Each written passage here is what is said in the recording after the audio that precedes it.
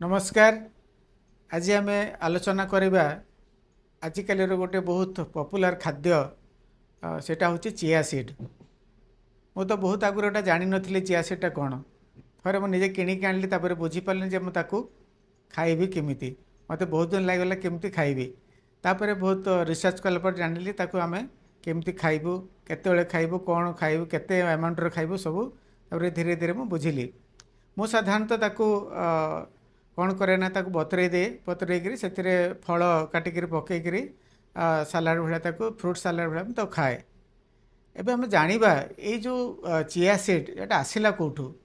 Chia seed रो origin होची हमर जोटा साउथ अमेरिका सेंट्रल अमेरिका में जो कहूँ से देशर एटा गोटे गछर फल ता ना हो साल्विया हिस्पानिका।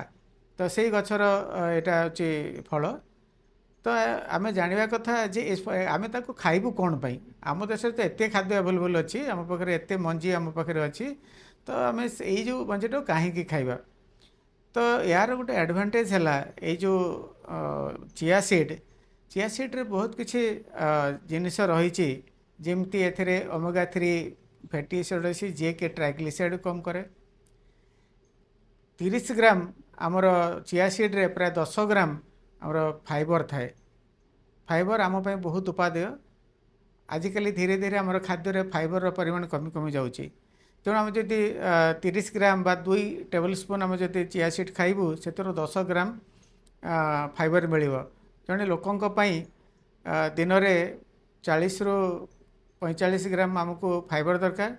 तेणु आम जब 2 चामच फाइबर पाइपरू ताल बहुत आमको उपादेय हम जहाँ कि आम पेट आमर जो मैंने बैक्टेरिया मान शरीर अच्छा बहुत उपादेय।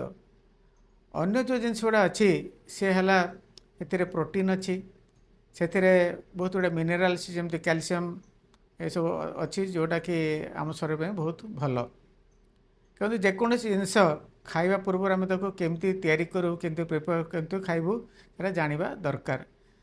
जे चिया सीड गोटे एमती फल तार जी बड़ साइज थाए से ताठू 12 गुण पानी से एब्जर्व करे। तेणु ताकू प्रिपेयर करने एटलिस्ट अति कम आप खाइबार 30 मिनिट पूर्वर ताकू पानी रे बतरबे सबुठ भल हम जदि ओभरनाइट राति आग दिन राति जदि पानी रे बतरे देबे तो ताकू केमती आम खाइबा। तो यही जो जिते से फुली जाइथिबो से आम जब कहली मुझे जोटा करे से फलमूल काटिकी फ्रूट सालाड रे पकईकि खाए ताको आपणकर स्मूदी करिपारंती। जो मैंने वेजिटेरियन व भेगान से मैंने तांकर जो स्मूदीज बनाउछंती के केक बनाउछंती ताको अंडा जगार से ताको थिकनर हिसाब रे व्यवहार करि परिबे। ता छड़ा आपणकर दही रे मिसई पारंती आपणकर आइसक्रीम रे मिसई पारंती। तो जेकोसी लिक्विड माने पानी रे आपणकर एटा पकईकरी आपणकर खाई पारिबे। तेणु ये जिनस आप देखिए जे खाଇବା पूर्वर से जमी पानी रे बती ना कौन हम आप जब सुखिला खाईदेवे ताले आप माने तंटी लगी जापे पेटर फुलिकी आपंकर गैस हो पारे। तो ये जाना जे तार साइड इफेक्ट कौन तार साइड रे गोटे हूँ ये आपंकर पेटर जाकर गैस करें से जो आरंभ करें आम प्रथम प्रथम आप माने गोटे चामच रू आरंभ करूँ। जदि आपणकर पेट ठीक रहा ताले 2 चामच टेबल स्पून माने 15 ରୁ 30 ग्राम। तेणु प्रथम 15 ग्राम आरंभ करूँ तापर धीरे धीरे 30 ग्राम करूँ ताठू अधिक आप खातु ना ना आप पेटर प्रोब्लेम हो पारे।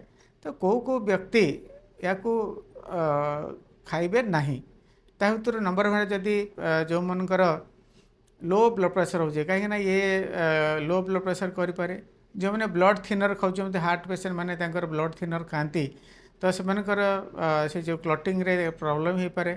जो मनकर इन्फ्लामेटरी बाउल डिजीज आईबीडी जो कहती से माने न खाइले बेटर। आउे आप देखुं किसी लोकंर एलर्जी भी हो पारे। तो किसी लोक चिया सीड खाला प्रबल एलर्जी हुए आपंकर जब देह हाथ कुंडई हुए जदि देह हाथ फली जाए ताले सेटा केबे भी जानिले जे आपंकर चिया सीड खाले आपंकर